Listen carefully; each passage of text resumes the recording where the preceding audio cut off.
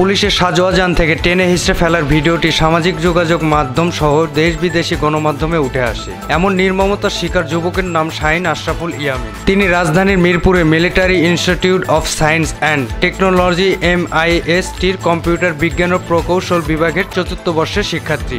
সরকারি চাকরিতে কোটা সংস্কার আন্দোলনকে কেন্দ্র করে সাভারের পাকিজা মডেল মসজিদের কাছে ঘটনাটি ঘটে গত 18 জুলাই। 17 জুলাই ইয়ামিন বিশ্ববিদ্যালয়ের হল বন্ধের নির্দেশনা পেয়ে বাড়িতে চলে আসেন। তবে ইয়ামিন বিচলিত ছিল তার বন্ধুদের নিরাপদে ঘরে ফেরা ও আন্দোলন গিয়ে হতাহতদের শিকার বন্ধুদের সুচিকিৎসা নিয়ে 18 জুলাই জোহরের নামাজের পর আহত বন্ধুদের দেখতে সাভারের ব্যাংক টাউনের বাসা থেকে বের হন ইয়ামিন। আহত হয়েছে, কিন্তু এরপরে তাকে জীবন্ত অবস্থায় ওইটার উপর নিয়ে ওরা একটা প্যানিক সৃষ্টি করছে, ওই ট্যাঙ্কের উপর নিয়ে ঘোরানোর পরে তারপর যে ফেলে দেওয়ার যে দৃশ্যটা, সেটা টোটালি কোনো মানুষ এটা করতে পারবে না। তখনও তো আমার ছেলে বেঁচে আছে, তার মানে আমার ছেলের ন্যূনতম ট্রিটমেন্টের যে সুযোগ ওখানে যারা ছিল তারা তো হসপিটালে নেওয়ার চেষ্টা করতো, কিন্তু তারা সেই সুযোগটাই দেয়নি।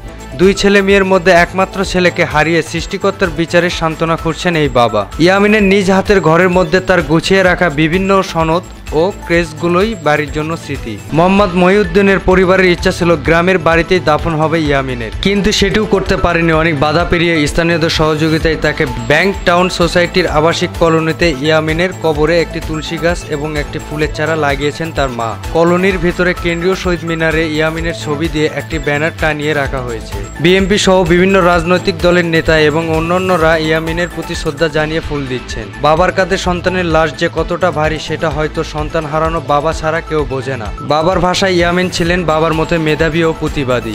ইয়ামিনের ইচ্ছা ছিল পছন্দের কম্পিউটার বিজ্ঞান ও প্রকৌশল বিষয়ে পড়া শেষ করে উচ্চশিক্ষার জন্য পাড়ি জমাবেন দূর দেশে।